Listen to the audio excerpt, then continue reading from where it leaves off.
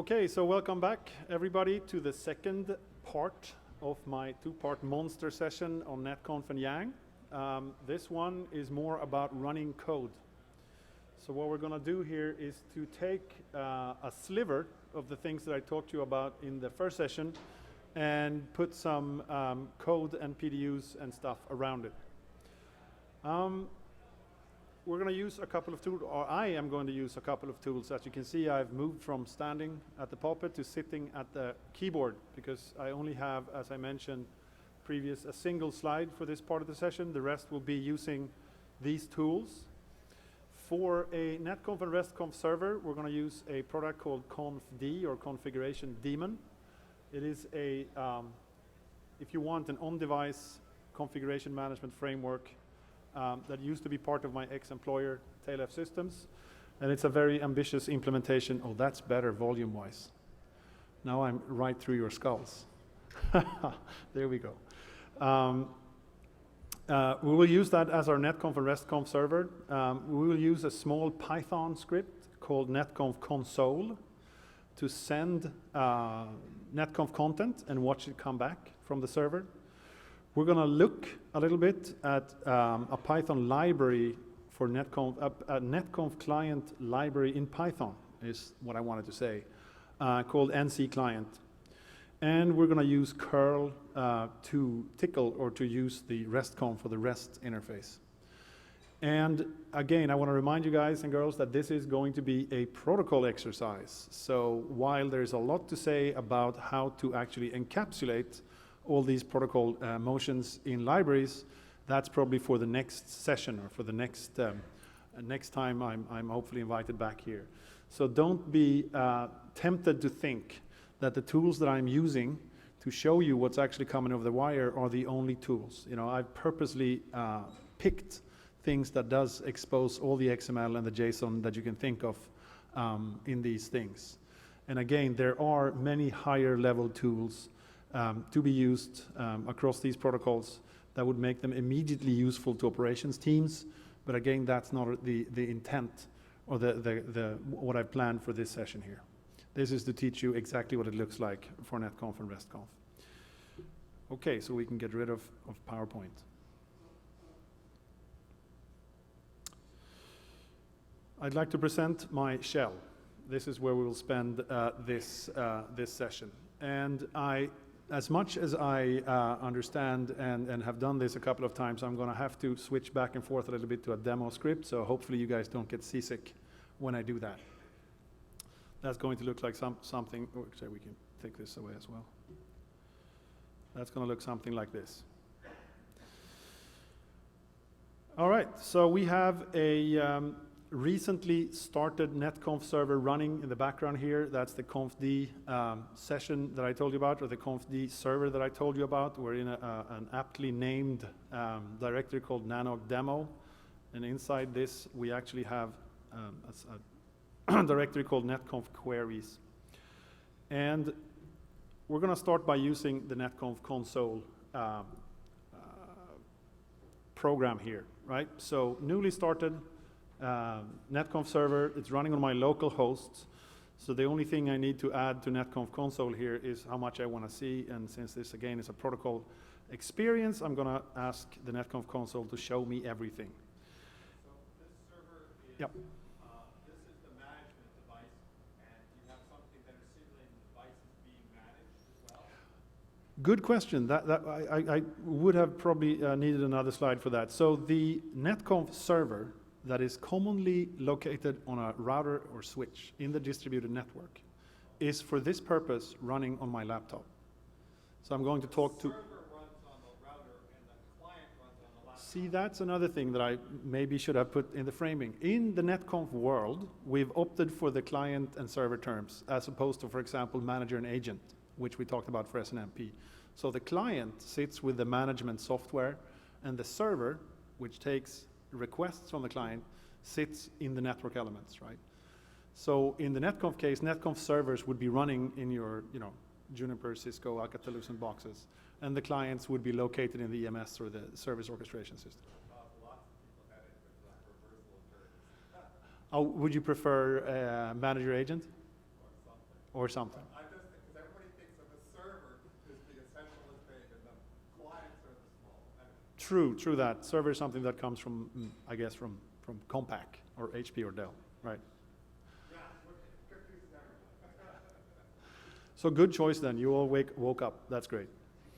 So the NetConf console then, just to be very clear, is our client, and it's going to query and manipulate the data that's residing on the NetConf server, and that NetConf server instance happens to run on my laptop and not on a virtualized or physical network element somewhere else, just to make it more of a lab environment here.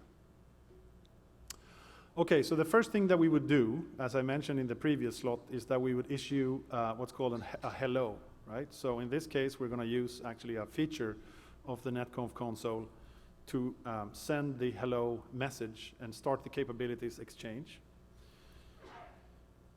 So here's what we get back from the server. So I want to walk through this in some detail. So this server tells me that it actually supports both versions of the NetConf base protocol, 1.0 and 1.1.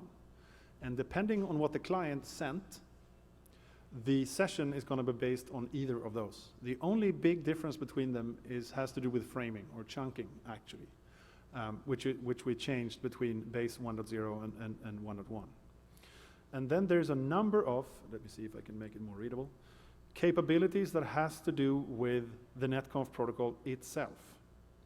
So in this case, we can see that the way the server is set up, you can actually write configuration data right into the running database. So an edit config towards the running database would make configuration byte immediately, if you like, traditional CLI style. But we also have a candidate, which means that we can opt to edit the candidate to our heart's content, and when we're done there, we can copy that content into the running. So we support both here. And there's actually support for the confirmed commit. All these things I will walk through in gruesome detail, but the confirmed commit is then the timer-based commit that I mentioned in the previous slot, where I can say, go run with this, but if I'm not back inside of a number of seconds, roll back. And if I kill the session or lose contact while that timer is running, roll back.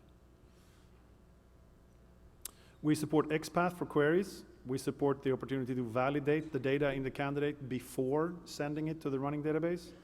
We support also rollback on error. So if you find an error somewhere in the data set that you're sending, the server will actually roll back. We also have some proprietary extensions. So this is a way for the vendor, in this case TailF, to explain to the client that we actually have a new ability here. And in this case, it's something called actions. So it's not RPCs the way standard NetConf is designed. It's actually something called actions, which is kind of an RPC that you can put inside of data trees. So you can have a reload action, for example, associated with a line card. And then there's a number of Yang modules supported. So down here you'll see a number of proprietary modules. So AAA modules, a couple of things that has to do with web UIs and monitoring. It is also a third-party but non-standard module supported. So it's something we pick up from yangcentral.org, which is a kind of a loosely held repository for useful Yang files or Yang modules. And there's also some IANA and ITF managed modules, in this case largely around types, access control management, and some of the monitoring capabilities that we have standardized, NetConf notifications, and general types. So this is the complete way for the server to tell the client how you can interact with it using the NetConf protocol, which extensions, which optional extensions to the protocol it supports, and which Yang modules, be that again proprietary, third-party, or standard, that can be manipulated here. So this should give the client developer a complete understanding of the entire data set, the structure, syntax, and semantics of the data that you can manipulate in this box. You're not supposed to have to query for other things, again, like version of some sort of a vendor name or ID. This should be a complete description of the entire data set.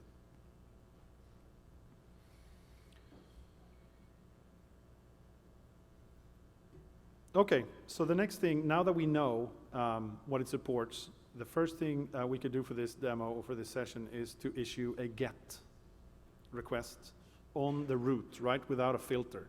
This will ask the device to dump everything it knows, both configuration and state data, to the client. This is one of those things that if you really want to stress real implementations of NetConf, let's say big core routers and things like that, this is usually a very mean thing to do, because it usually takes a long while for a router, a real implementation, to collect both all operational and configurational data in a timely manner and ship it to a client. So it's something that you can use if you want to try and break things. Now we have a pretty limited implementation here, so this is pretty snappy. So here you'll see in this RPC reply a set of data.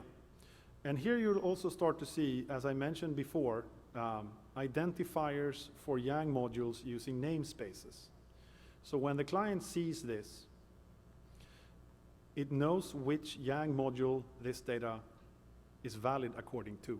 Okay, so here's kind of the back pointer from the content into the Yang modules that the client should know about at this point.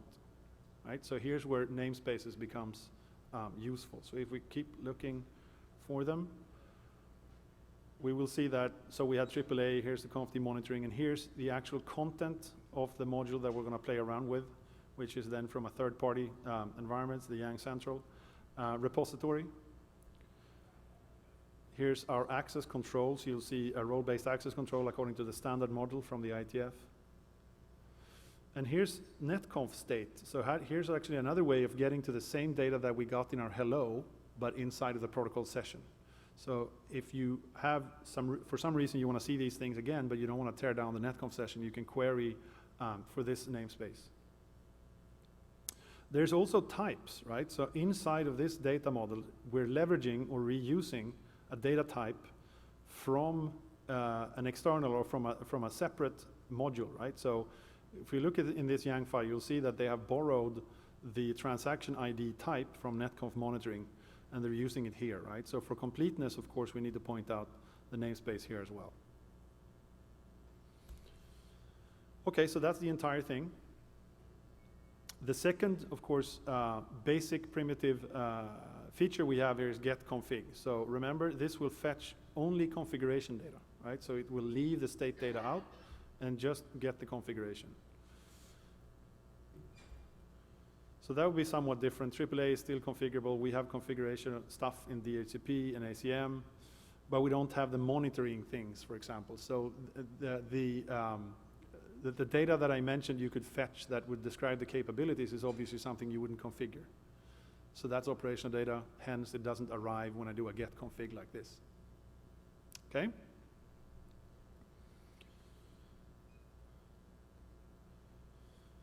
And let's quickly look at the same thing, but using RESTconf. Okay, so RESTconf then uses HTTP and the well-known HTTP verbs to take and format data according to a Yang model and send it to the client, right? And we have two encodings. We have XML and we have JSON. And in this case, where we don't send any accept headers, it's going to arrive, ooh, oh, that's interesting. Oh, my first snag.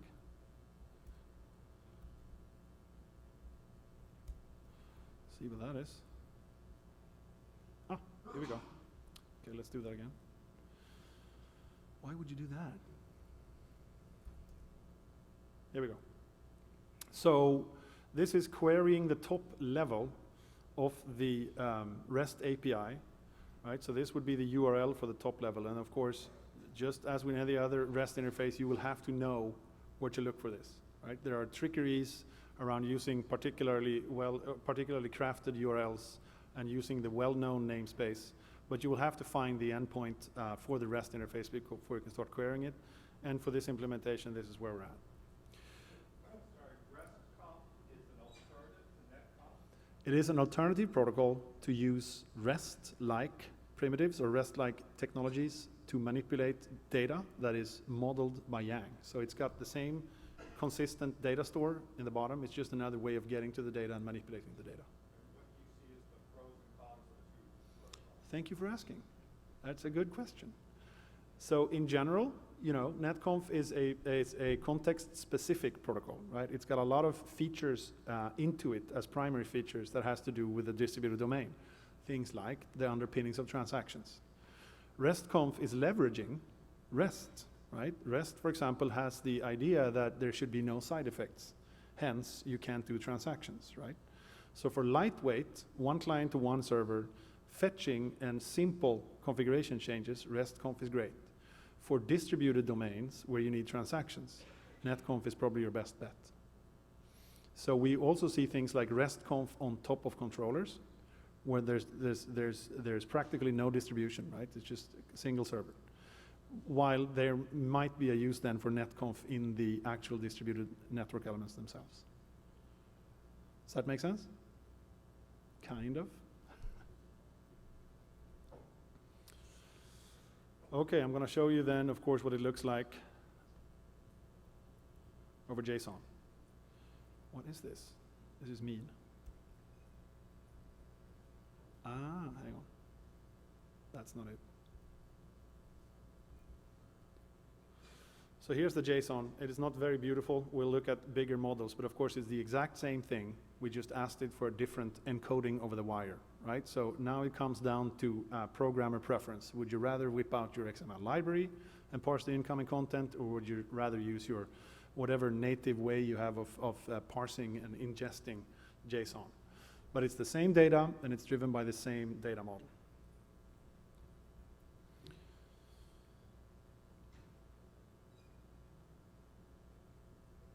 So we can actually look at the running database, of course, in the same way. What we saw with the first queries was just the top level content. So here's the actual running database, and you would be not so surprised to see that it is the same content as we would have over Netconf. It's just that this is the running database, which by definition is the configuration only. And of course, you can ask for it over JSON instead. So you will see this is the same data, but it's JSON encoded. Okay. Okay, so if we look at this, the way we fetched the schema again, or looked at the output of the hello message, right? So a couple of modules here. And the one that we care mostly about today is the DHCP module, okay? And we know that its identifier, it's DHCP. So now we can do a get schema equals DHCP.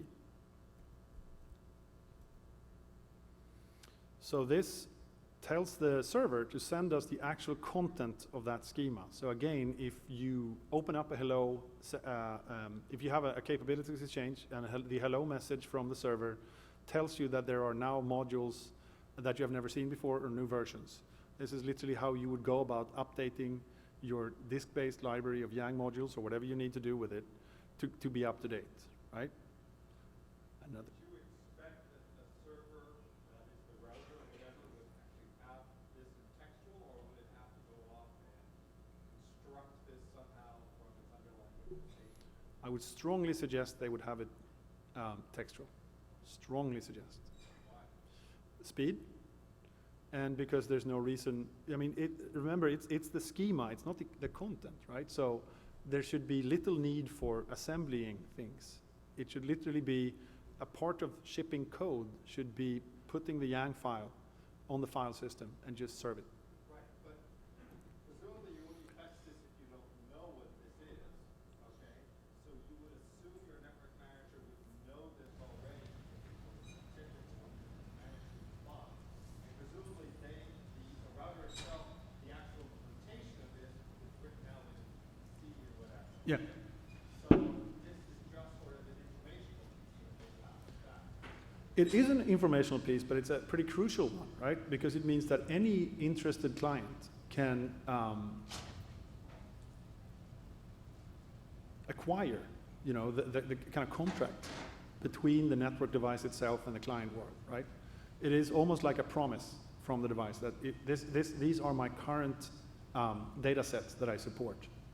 And you can always go to the source for that. There's never a, we kind of close the gap for slippage, for example, in release versions, right? Because you can always, you know, if you're a vendor, you can literally always tell the customer, just query the router. You can always add, you can go to the horse's mouth, if you like, and get it from where it matters, which is the actual implementation.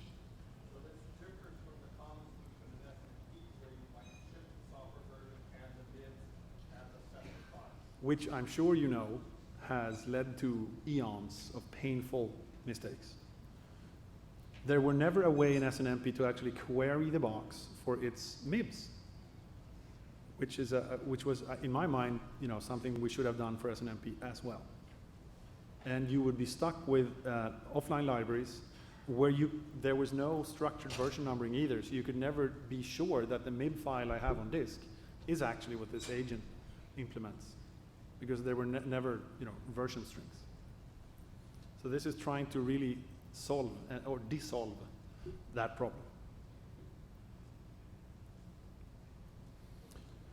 Okay, so let's look at this. Let's actually look at this. Let's look at it in a more calm. No, let's look at it here. So you get the headers, of course. We have a particular namespace. You've seen that before in the capabilities exchange. We have a prefix. So if people import this, you know, this is how they would namespace identify this. We use the Yang types module, which then obviously also needs to be present in the capabilities exchange. We use the IETF INET types, and we use a couple of tailf specific common data types. So first of all, we have a grouping. And we talked about groupings in the previous lot, right? This grouping is called subnet list. So we have a list of subnets that we can reuse by name, okay? This list has a key called net. This key leaf is of type INET IP prefix. So it's a well-known data type. And since it says IP prefix and not IPv4 or IPv6, it's actually a union of IPv4 or IPv6 prefix. It's got a container called range with presence. So if this container actually exists, if an instance of data of this container exists, this box has enabled dynamic address assignment, right? In this container, there's a leaf called dynamic boot P, and it's also empty, so it has kind of presence meaning. If this is present but empty, it allows boot P clients to work on this range, and you have a low and a high address. And they are both mandatory, which means that configuration that lack either of these is not valid. So you can't create this container without providing values for low and high. We don't have default values here. We could have default values, and that would remove the need for mandatory, because if you create it and don't have an input data, the implementation would just take the default value, okay? We have a container DHCP options. We have a leaf list of routers. So of course you can have a number of routers in this container, right? It's ordered by user, so there's some semantics to the order. It's up to the client to order the entries of this list, and usually in priority order them. You got a domain name, and we reuse the INET domain name here. You have a max lease time that defaults to 7200. It's in unit seconds, which means that if you create max lease time but don't submit a value, it's going to pick 7200. And then we come to kind of the meat here, the DHCP container.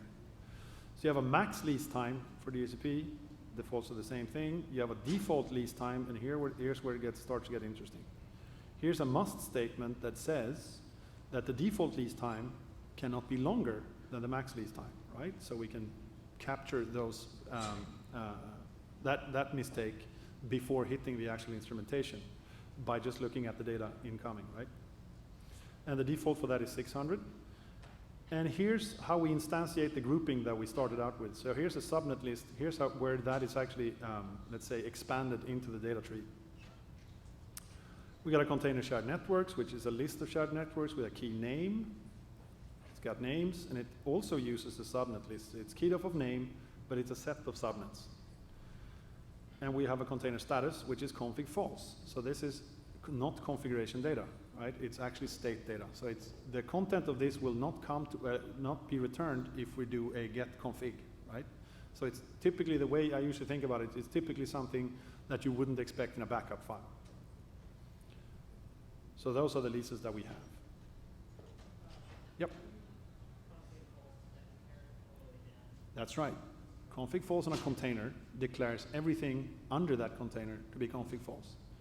Because, and this is where it starts to get, you know, even my head still spins. If you try to put a configurational parameter inside the scope of something that is operational, what happens if that operational, you know, state goes away? And again, what happens if you take a backup, right, of something that relies on configurational state? That configuration state changes and you try to roll back, right? So you're absolutely right. That config false on a container says that below here we can't have any configuration. And I mentioned RPCs, and in this case we're using the tailf extension called SetClock. So we have some input, so clock settings, so we can set time, and we won't allow this call to, we don't allow the call to arrive with clock settings empty or without clock settings. It makes no sense to try to set clock without clock settings. It's not mandatory though to express if this is UTC or no, and whether we're going to try and sync with the hardware clock. And the output will be a combination of the system clock and the hardware clock. So, and they're both leveraging the Yang data type, date and time. Okay? We can also use the Phang tool. My producer wants to say something.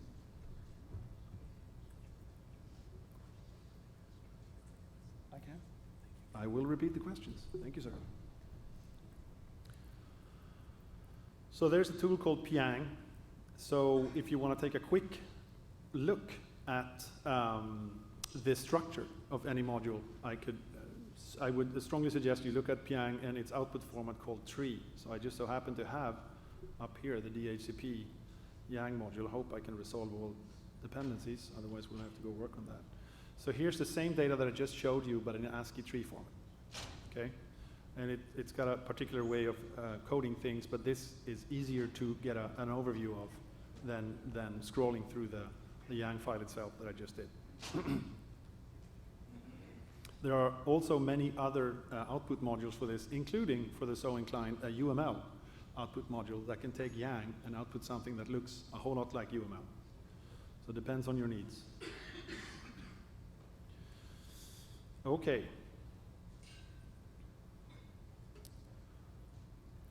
Now we're going to start in on the actual NetConf. Yep.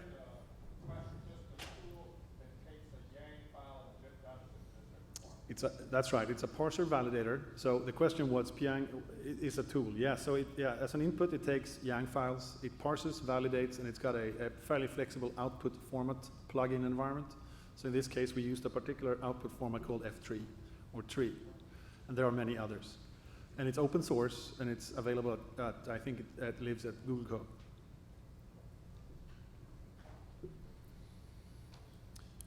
All right. Now we're going to get back to NetConf Console, but we're going to actually start looking at things here. Let's do this.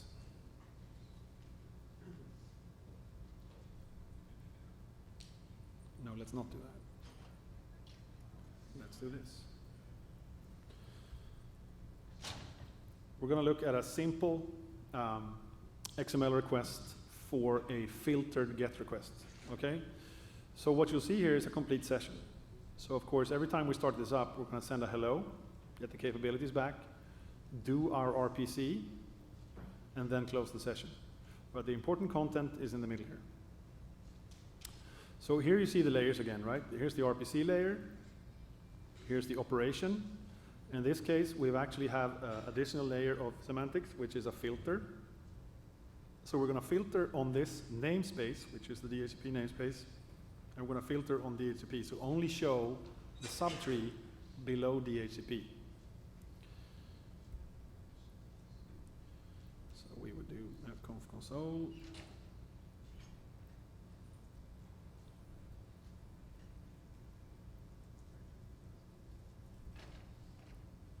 And what comes back, not surprisingly, is something that has inside the data enclosure only the namespace for DHCP, right? It leaves the rest out.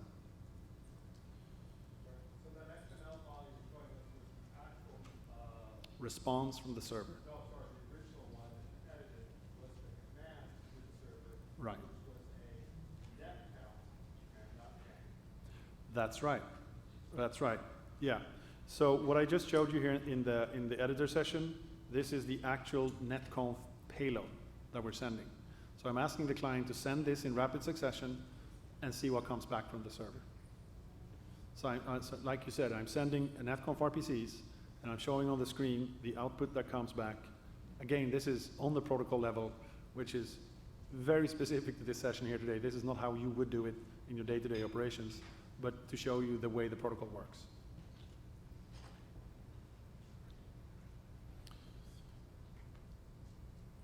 Right, so that was a get, right? So it would get all the things under DHCP, also the status, right? So down here, and we happen to know, because we've looked at the Yang file, that this is not configuration data.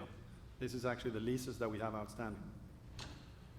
So if I would use another call called DHCP Config, which uses another RPC, and the big difference here is that we're using the getconfig operation. And if we use getconfig, we actually have to tell the server which database we want to peek at, right? So in this case, we want to look at the running database. We're going to use the same filter, and we'll see what comes back.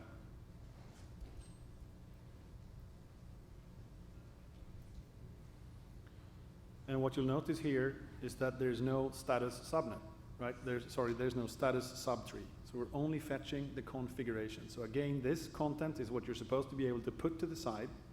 Your router, or in this case, the DHCP server crashes. You take that content and you push it back, and you're supposed to be back to exactly where you were. So this is the semantic difference between operational data and configuration data.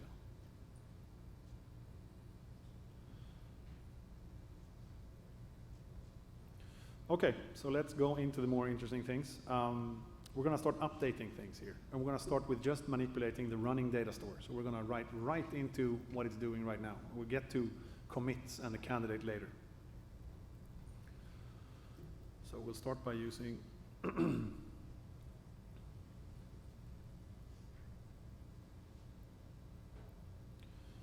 actually, let's start by, set the default lease time to 1 hour. So let's look at what that looks like. So this has got more moving parts, and again, this is protocol level stuff. So it's an RPC, it's got an edit config, and of course the box wants to know which database do we want to configure. We want to configure the running data store so it bites immediately. And we want to config in the DHCP subtree, okay? So we're going to address this namespace, and what we also need is actually to express which operation, right? So the ways you would manipulate data are, you can do things like add, delete, and merge, right? So in this case, we're going to use the merge operation, which means that we'll take this input data and merge it what it has already. So it doesn't matter if this value exists from before or no, we're just going to put it in there. So we need the namespace from the Netconf base protocol. We're going to update it to 3600. And then we're going to close the session.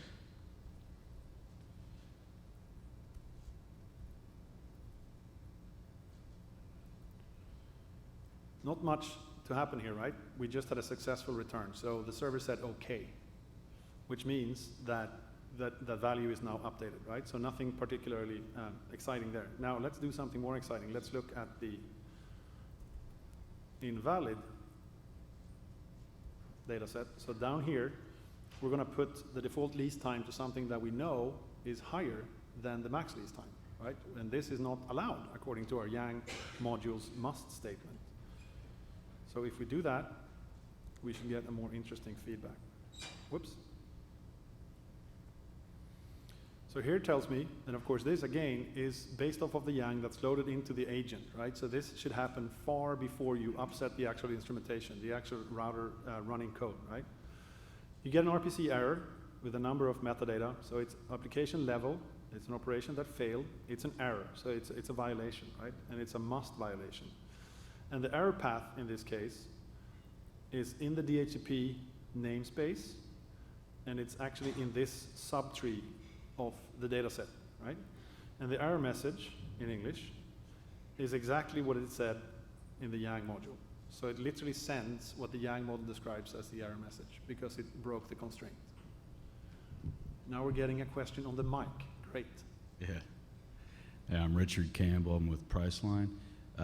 Just a quick question. Can you variabilize the output messages so you can actually specify the actual release time max in the error message so you know what that target is? That's actually a vendor extension, not in the base definition. No variables in the base. But it's a very useful vendor extension, as you can imagine. All right. Oh, one more. Yay. Ralph Mullen from the Internet Archive. If I want to implement one of the newer DHCP features, say DHCP option 53, at which point would I learn that a particular device doesn't have that implemented? Is that something where I can validate it on the client and it already knows because the device told me what it can do? Or is it something that I would only find out when I try to load it into the server on a particular router that is not supported? In a well-behaved and ambitious implementation, you should be able to infer that from the Yang modules that you can fetch from the box. It should be able to tell you its entire available data set, both configuration and operations. So that should tell you what is possible. Then if you remember from the most recent, from the previous slot, right, it's the feature, we have the feature construct that you can use for runtime things. So maybe it has a feature that's called option 43 or whichever option, right? And you have to check for whether that's actually turned on. And if it's turned on, then it's available. But normally, and I'd say it's more prudent to have that in the actual Yang itself to describe what the box can do. Thank you.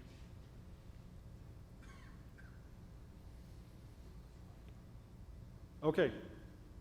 So what we can look at now is that we can look at removing things. So we just added something, and we failed an add as well. Let's look at deleting things. So what we're going to do in this case, we're going to, so again, it's an RPC, it's an edit config, target is running. The big difference here is that we're using the remove operation, right? So in this case, in the DHCP namespace under shared networks, we're going to remove a shared network that has a key with the following name. Okay, so that's all we need. Since this is an entry in the list, all we need is an index for that entry and use the remove operation. And that should remove everything below it in the list.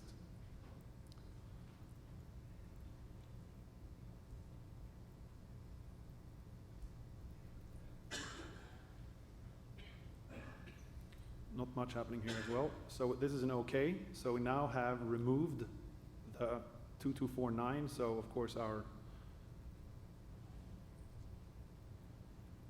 data set, get, there you go. For the DHCP subset is much smaller because we removed the entire subnet, right? And since we're doing this to the running database, that happened immediately, right? So the box said, with its OK, it said, I'm now running under the new configuration right away. OK, so it's removed. So let's look at how to use candidates. So what we can do here, I'm going to start stealing things from this, is to ask for the content of the candidate. So this is a recently started Netconf server, right? It was cold started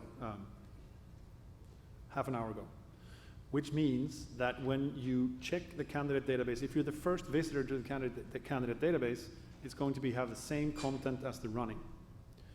Now, if you can't trust that it actually has the same content that the running because someone has edited it, you do what's called a discard changes. So you make sure that the candidate database is the exact same as the running database. And you probably do that under a lock. So you can make sure that no one sneaks in changes while you're doing these things. But again, that's the ambitious route here. Okay, so we have a copy of the running in the candidate. So we can now actually start removing things from the candidate here.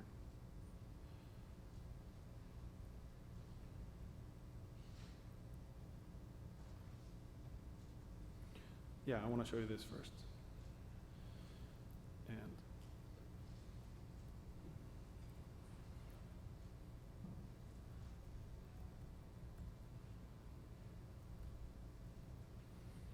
So we have another example of an edit config, this time targeting the candidate, that is also using an invalid value of the default lease time, right? So to show you that also the candidate does or must checking, we can send that invalid value to the server. It will say the same thing, it's just that now we're trying to do it with the candidate, right? So some things you can check also on the candidate, while others are checked on commit from the candidate to the running.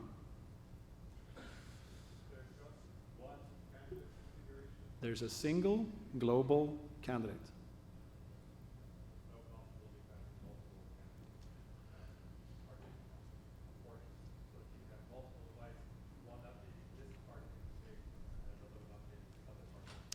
I'd say it's kind of on the top 3 frequently asked questions, and the really tricky part here is leaf references, right? Because if you started, you know, in the general case, I mean, you can have leaf references pointing all over the data set, right? And it'd be very tricky to implement editing on subsets that you could prove didn't impact other sessions, right? And I'm sure as we get more experienced with this, more implementations, more best practices, we will come up with a way that would allow several writers at the same time, because it just screams for it, right? But it's really hard to even, you know, imagine what that would look like that would also kind of satisfy or fulfill the features of Yang, right? And yeah, that is just a very tricky proposition. So locking and single candidates is what we have right now. And of course, the point being that, you know, if you have Yang and if you have Netconf, your editing sessions should be sub-second, right? It should literally be a very fast thing. Also, I mean, if you think about transactions, this is all going to be in the critical section. So it behooves the client developer to really keep it snappy and fast and not lock something and spend time in there.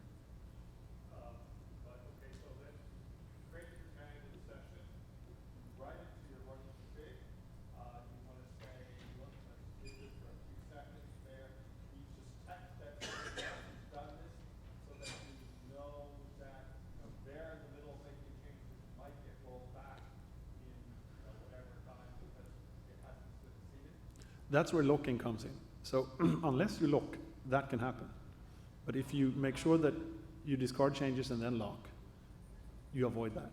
Because anyone that tries to sneak in changes while you're waiting for a confirmed commit will be held back by the lock.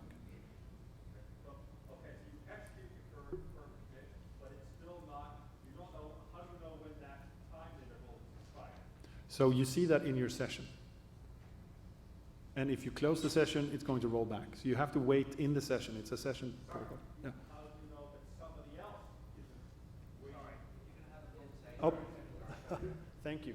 And just what they asked for as well. You have such a booming voice. I just assumed that it reached to the other end of the... Sorry. So my question was, how do you know that somebody else hasn't done a confirm, you know, has set a commit, is waiting for the time to expire? How do you know it's safe for you with a separate client to go in and make changes to it? So you mean if there's an outstanding confirmed commit and you try to start one, so the implementation won't allow you to do a confirmed commit if there is one already running. So there's by necessity serialized, right? You can't have 2 outstanding confirmed commits at the same time. Thank you.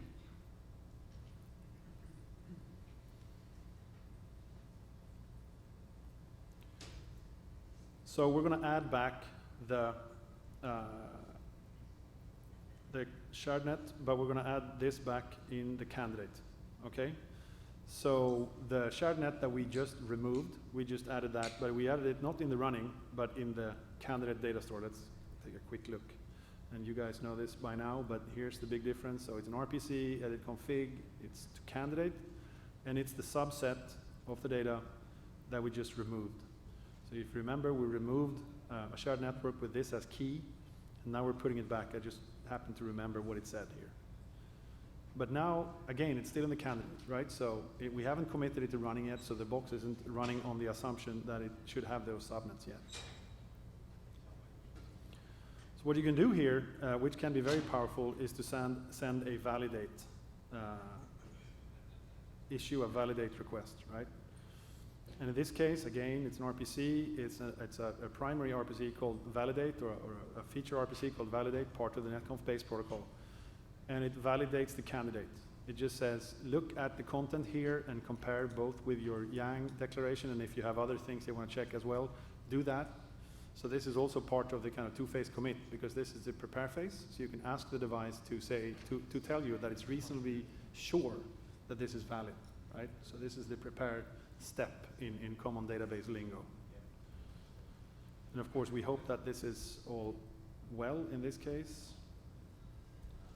So it will return, oops, it would return okay. Okay, so it's validated. So now I have a high degree of well, I feel confident that I can commit these things. So let's look at that.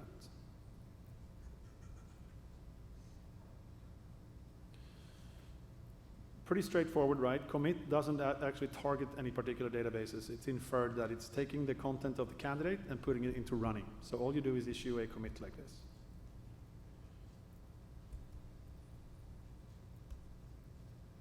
And it worked. So now we have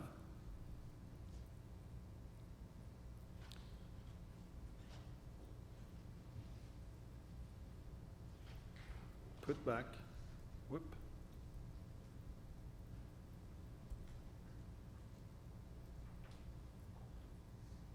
the shared network 224-29 into running. Okay, so we put it back. Okay. So let's do this. I'm going to do this a little bit quicker. We're just going to remove the shared net from the running again, because I'm going to show you a confirming commit. So, which means that we remove it and we add it to candidate. You've seen that before. And let's look at this set here. It's an RPC. It's a commit. It's got the confirmed flag set. And the confirmed timeout is 10 seconds.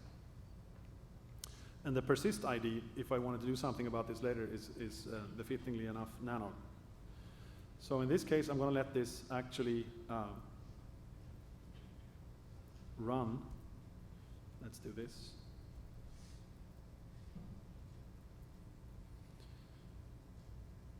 So we commit it, and let's see if we can get the DHCP config. You see 224.29 here. And we'll wait 10 seconds. You can peek at the log.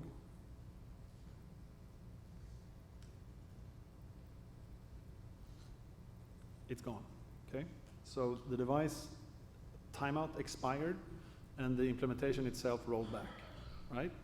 So this is useful when you, because most of you guys probably have done this, configure yourself away from management reachability. Because then you lose the session, the timeout will expire, and the device will roll back itself. So if I redo this with a add shared net, let me just look at it. Do a commit confirmed, and then we do a confirming commit. It's going to bite. So the timer is now taken out of play here, and the configuration will stick.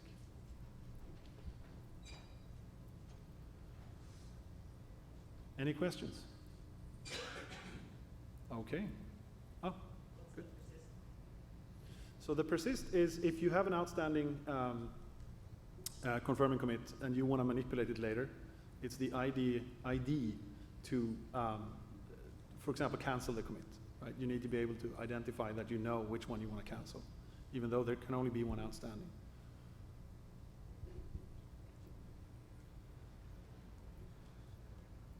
Okay, good. So getting closer to wrap up here. We're going to talk a little bit about, no, actually, I think we need to actually stop here. Any questions, guys and girls? A lot of XML, a lot of PDUs flying back and forth. All crystal clear? There's one. So if we wanted to replicate what you did here today What's the easiest way to sort of build this setup? Is it all stuff that you gotta go build from source and then you can run these tools, or are they available in the standard repositories for Linux distributions, or what? So there's two sides of this, right? There's the client tools, as I mentioned in the PowerPoint, right? And the ones that I use are all actually available for anyone.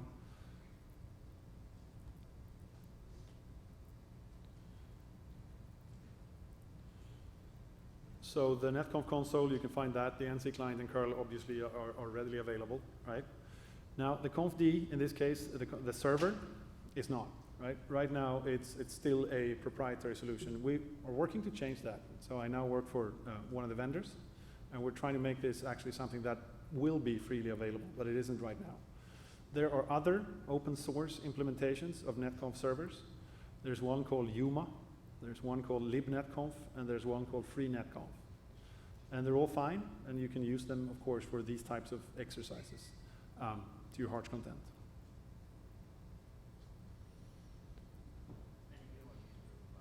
And you can always use one of the major vendors' boxes. I'm not going to point one out, but you can also ask them when they're, if they don't have it, to your surprise, you can always ask them when they're implementing it. Just one more question. Do you know of operating system vendors looking to use this, like Apple or Microsoft or Linux, to be included as a default so you can actually manipulate host configs remotely? Say that question one more time. Sorry, I didn't catch the beginning of it actually. Do you see like OS vendors implementing NetConf in their OS? So it's not only can you configure and manage routers, but you can configure and manage end clients or hosts. Okay, so for that type of environment, there's an abundance of other means of configuring, right? And I'm not entirely convinced that NetConf is a appropriate protocol for, let's say, server-based or application-based configuration. Now there's a big gray area though with applications like DNS and DHCP and things like that. DHCP, of course, being today's example, which is inherently network-centric, that inherently has a configuration data set that you might want to manipulate, where there are actually some vendors that do implement these things for it. And of course, one of the many things that we're pushing for is for the appropriate applications, things that would be facing, let's say, a network service orchestration environment. NetConf and Yang is fitting, right? So we are trying to push for standard models for it. We're trying to push for open source implementations of it. And we're trying to push for vendors in that space to implement it as well. Because again, having the basis of transactions and allowing them to participate in that, spanning the network assets, can be a very powerful construct. Yes, sir. Just to follow on the previous question, if we wanted to reproduce this ourselves, is there some instruction somewhere about how we could do this, or would you be able to post somewhere some instructions from just, obviously not the confd part, I guess, but all the other parts? It's a very fair ask. Actually, I'm going to take on myself to put something together and make sure that the appropriate people at Nano can distribute that. Okay, thank you. Here. Hooray, more questions. I have questions. Oh. Sorry. Go on. Go ahead. Brian Knight from Nitel. I have a general question. You've been showing us a lot about how the XML transaction itself and what it does. How would we use this in our daily lives? What would be the workflow? Would we write our configurations in Yang and use some tool to transmute them into XML and send it to the server, or would we write it in XML? How would that work? Yeah, so I mean, there's two sides of it. If you're a vendor, if you build network elements, you would hopefully kind of adjust your tooling to start using Yang as the way to drive your manageability framework, right? So when you would spin a new release, right, you would actually drive the CLI and the Netconf interface and what have you from a set of Yang modules, which would give you the benefit of being able to serve your customers, people that would code for this, a Yang file that accurately reflects what that actual version does, right? Mm-hmm. And for the client side, I mean, there are many ways. It helps you all the way from just basic scripting, even though as painful as that is, and probably doesn't help much over tickle scripting for CLIs, right? all the way to, and this is probably the subject matter for additional sessions here at Nanog, but what I'm showing here again is just the raw protocol, right? And then there is a variety of language bindings for this with various types of abstractions. So you have Go language bindings, you have Python, of course, Ruby and many others. So that's great. Then you can abstract away the actual, creating of XML and sending of XML. Some of these libraries also have Yang bindings, so they can actually take Yang and produce data model specific APIs, for example. So you can traverse data sets using generated APIs or generated object models, right? And of course, on top of that, there's entire systems that can consume Yang and actually build moving parts out of it. So you could build something that could express, for example, services traversing several instances of NetConf and Yang. Okay. So the goal is not to have Yang be the language to necessarily define configuration and pick, oh, I want this particular DHCP subnet to be used. That is, Yang is more of a data modeling language, and XML is the way to send that to the device. Exactly. So Yang describes the data set that is available to you to manipulate and read on the device, right? And the XML that you see flying back and forth here is protocol-specific renditions of what you want to do to that data set, right? Thank you. Hey, Jun Kim from Georgia Tech. So this NetConf and Yang looks really good tool, but it looks very static policy pushing. So, actually network, there's a lot of changes going on. So I just want to know, is there any support, for example, do you have to make a Yang program and there's some event comes in, like intrusion or something, and you have another Yang language, and do you just have to use scripts to react to that, or is there any support that you actually can automate that too? Like you want to actually say oh, if this event comes in, I want to just push this and push another one, and things like that. So that's a good question. So Yang and NetConf and perhaps RESTconf aspires to the moving parts of the kind of read side and the write side. So of course you can write things with it and you can read things with it, and you can also accept or take notifications. But the actual tying the things together on the top is actually out of scope both for NetConf and Yang, and we're eagerly awaiting clever ways of doing that, because I think what you're saying makes a whole lot of sense and should be a very exciting endeavor for anyone. Now that we have, again, the formalized declarative way of describing both the configuration, operational, and notification data set. But it's not in scope right now for NetConf or Yang. Go build it. Would be cool. Cool, thank you. Hi, I'm Brennan with Facebook. Thanks for pimping the Go bindings. I wrote that, so thanks. Oh. But I have another question. Do you see Yang being used outside of a client server model, more like a streaming model, being able to describe data being streamed from the box, as an alternative to like an SNMP poll, for example, right? Getting more real-time information. I always want, every second, I want my interface counters. Can you, and then have Yang be the kind of the way to describe that, I guess. So the NetConf notifications can give you parts of that, right?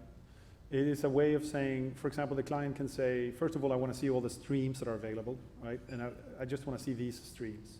The pacing of it, though, is of course out of scope for the client. So, but that could be made a configurable. Now I hear myself also completely overloading what NetConf and Yang is about, but and it's one of those that, yeah, you could do that.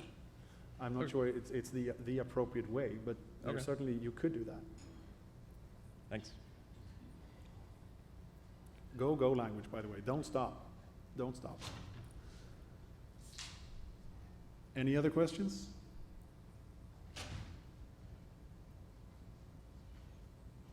Okay, for the brave people that have now been here for 2.5 hours, thank you very much. Thanks for coming.